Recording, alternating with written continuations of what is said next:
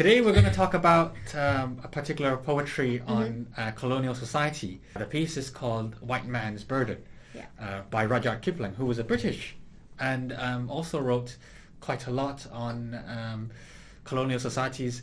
This is of one particular piece that was being written to the Americans about their experience, about their roles and what they should do in this particular mission towards colonial societies. Today I would like you to talk about the poem, and also we will look at it in a little bit more detail as to the context behind this poem. Yeah, so I hope that our audience will be able to learn something from here, just as I did when I did research, to help you guys and to be able to discuss with Kendrick about this piece of poem that was talking about how the American colonization looked at the Philippines. So how about we get started? To give you a context, a historical context about this poem was that it begins with a story of Philippines' struggle to fight for independence against Spain. And during this time as well, there was this Spanish-American thing going on, wherein there was a war between Spain and America. And during this time, while this was all going on at the same time, the Filipinos were trying to fight so hard for their independence, and which they finally got from Spain. When the Spaniards lost their war against the American, and in the middle of it all, while the Filipinos were fighting so hard for their independence, the Spaniards sold Philippines to America because they just lost the war, and Filipinos were not aware of this decision. So in the beginning, the Philippines thought that I finally got independence from Spain, and what happened was that they built the very first republic, the first Filipino republic in Asia as well. It was the very first republic that was established in Asia because the Spaniards sold Philippines to America.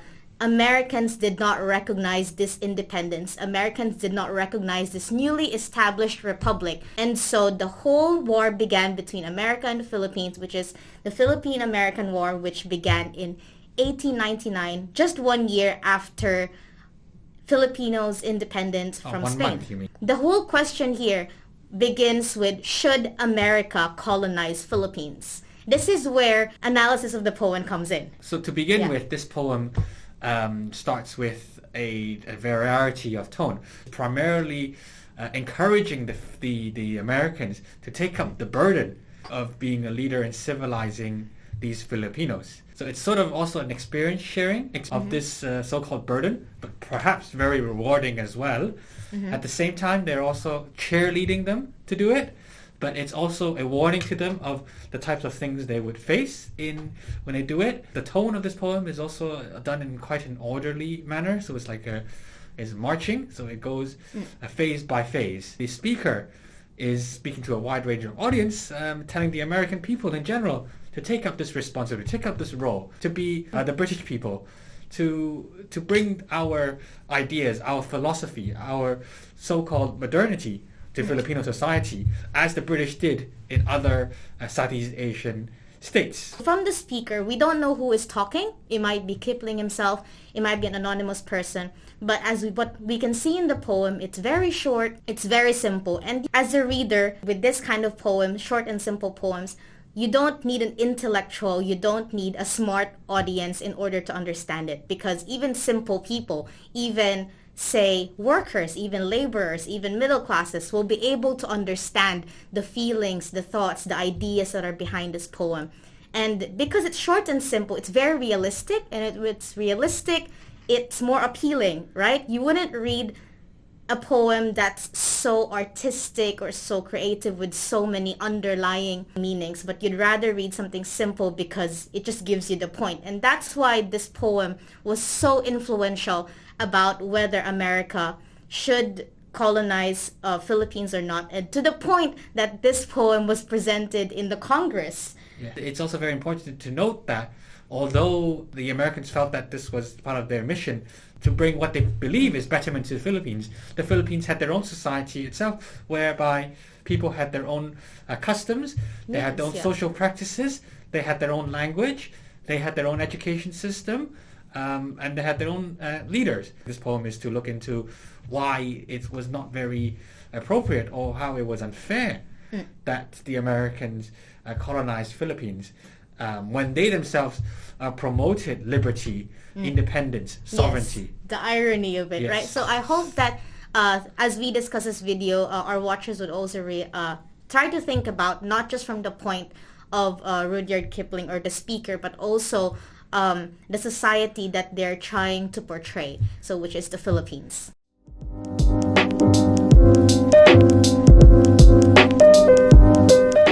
Very pleasant to describe Filipinos in such a way. Right? Yeah. And I think we should first get started with the first line. So take up the white man's burden. Take up the white man's burden. This line is always the first line in every stanza in the whole poem. So they keep on repeating, take up the white man's burden, take up the white man's burden. And I think it gives you this feeling that take it up. Yeah. You know, take it up. It should be So do it. do it. You know, it's an action that you must do. It's not done for you, but you must take it. And having the word the white man's burden, it feels like it's something that that people should know. You know, the white man's burden. I don't need further explanation. You should know about it. You should know that it's a virtue. So take up this burden, son. Yeah. Yeah, the mission is your mission. The mission, to do. you know, Yes. there's an irony here. It says burden, but at the same time, you know, in reality, no one would pick up a burden if you have a choice. Yeah. But because it's the white man's burden, then you should It's a really. good thing to do. It's a good thing to do. At the same you know? time. Yeah. And the portrayal here already of the Filipino people as if they're folk, wild, new caught, as in they're not humans. Yeah. They're treated as a different type of people, a sullen people, half devil, half child, as if they are really not human beings and not worthy of being treated as the American people. But we know, in obviously in today's world, and especially after the Second World War, everybody is treated equally in this world. Yeah. But is it appropriate to allow the Americans to describe people in this way? Why are they? It doesn't make sense, obviously, to describe Filipinos as such a manner. Yeah. And also, I would like to add that going back to being a white man, you know, it says, let's look at this line, send forth your best breed.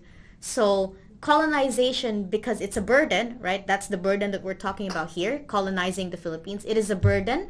That's why we should send our best men, the best Americans, our best effort in order to colonize this. Just because it's a burden, that's precisely why we should send the best.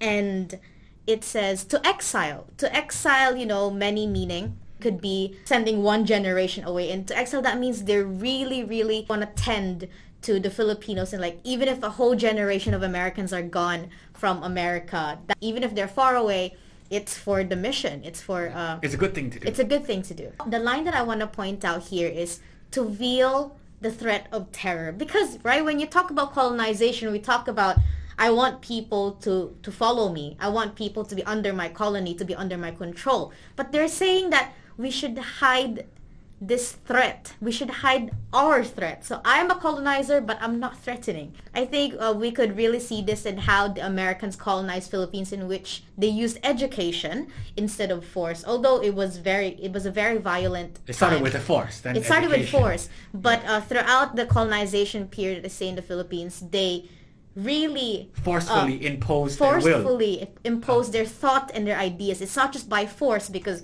by force people would willingly fight back. Yeah. But if you use education, if you use culture, the Americans showed us that through this kind of intentions to not just colonize by force, but also to use their thoughts, their ideas, and culture in order to be able to take control of the Philippines. Right. And also in the last two lines, we could see that the Filipino quite honestly sacrificed themselves for the interests of the Americans and got really nothing much in return, because whatever they were doing was actually benefiting the Americans, and they were not getting much back for it. So in a way to say, they were using a lot of their blood, soil and tears and sweat to the Filipinos to the American advantage. Yeah. It's just like in any society, they exploited these local people and imported them from other parts of Asia for their interest at the expense of other people of Asia. Karli, you have selected, so let's take a look at it. I chose this because going back to our conversation from the previous stanza, we said that they also used force, and this poem says that it's inevitable that we use violence and we use force because for the sake of peace, it's unavoidable to use war, to use violence, to use force in order to make people submit to us. And I think one of the most important thing here that just really screams racism is this whole stanza talks about how no matter how much white people try to civilize them, educate them, at the end of it, non-whites, so this one particularly talking about Filipino, but in general, the non-whites will eventually jeopardize all the efforts that they've put. So no matter how much I help you, no matter how much I invest in you, these people would always ruin it at the end of the day. Because no matter how much I help them out, it's in their nature. It's in their nature to destroy. It's in their nature to be uncivilized. And this nature will jeopardize everything that the Americans have tried to build up. And I think we can sum it up in our last paragraph that we will be discussing, which is no matter how much the Filipinos will jeopardize everything, this poem says that Americans should be, and they are, as patient as a parent to their crying child. So from this line it says, the hate of those ye guard, the cry of hosts ye humor. Slowly toward the light. Why brought he us from bondage, our loved Egyptian night? Going back to our previous stanza where we were talking about how they used force, is that white people think that no matter how much you hate me, no matter how much you cry out for help as if we are forcing you to do something that you don't want, they are as patient as a parent to their crying child. So patience was previously mentioned in, I think, the first or second stanza, wherein they said that as colonizers we should be patient. You should understand that colonizing and this civilizing mission will take time. And so they're saying that I am virtuous, Patience is a virtue. I'd just add one more thing here, which is on the Egyptian night, or and slowly you're bringing people to light, which is you're presuming, or you're looking at bringing betterment to these people, but are you really, or what are you really doing? We all know that what had happened historically, as a matter of fact. At the same time, it creates sort of this idea of Edward Said. I don't know if you've heard of it, but a lot of people would have heard of his book called Orientalism. Yes. Which a different type of image of the East, for example. Yeah, and of course his book relates to the Middle East, and I suspect that Egyptian, although it's in Africa, but it has that Middle East connotation. Yeah. We've only shortly analyzed 4 paragraphs, but you can see this whole repetitive theme. White people, the white supremacy, especially American supremacy, and that because we're white, because we're American, we should take up this burden. And this burden there's an irony wherein it's a burden is a bad thing, but at the same time, because we're white, it is being interpreted as a mission. So a mission, whether you are religious or not, mission is a good thing because you are carrying out the good news. You are carrying out a good mission, is a good deed, which is in this case to civilize the Filipinos, in which we've already discussed from earlier that Filipinos themselves are not uncivilized people. Before the Spaniards came, during the Spaniards, the Filipinos already have this very orderly very orderly society. They have a system. They have the system of this. They have their own customs. They have their own customs. Although social practices. Yeah, social practices. They were very not religious, but everybody had their own role and responsibilities in their own within the Filipino society. So it was kind of like a Shinto wherein they worship God. So I forgot. I'll insert the name here. I forgot what's that called, but that's a kind of religion that they worship nature because they think that the provision comes from nature. And so they're... Animist? Yes, that's the term. Animist. There you go. And so this whole idea of poem is that from the Americans' point of view, it was, we are white, so we see how good the white people is. But what we want to raise here is that there's always two sides of the story, and that the other side here that we want to present is that when it comes to literature on colonization or post-colonial literature, you would see this whole theme of trying to impose one wills on other people. Yes, impose one's will, impose an image of savagery, an image of superiority and inferiority. Yes. So there's always a binary to things. There's always white and non-white. There's always them and us, superior, inferior, light and dark. And you would see these themes all the time because that's how you segregate. That's how colonizers justify, their mission. That's how they justify the wars, the violence, and all the injustices that they've done.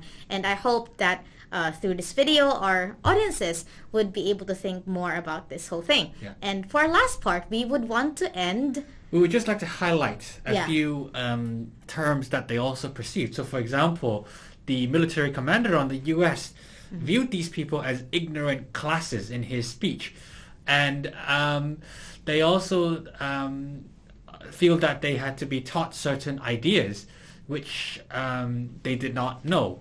At the same time, we also had the first president of the Philippines who also described the Americans, who believed that the Americans viewed them as savage people, and that they required they had been treated just like African Americans and Indians by the American people, who to some extent probably wanted also to eradicate these people as they did. So to some extent it is also like a genocide, because they did that to the Native Americans, but although they didn't do it to the Africans, they exploited them to the very max.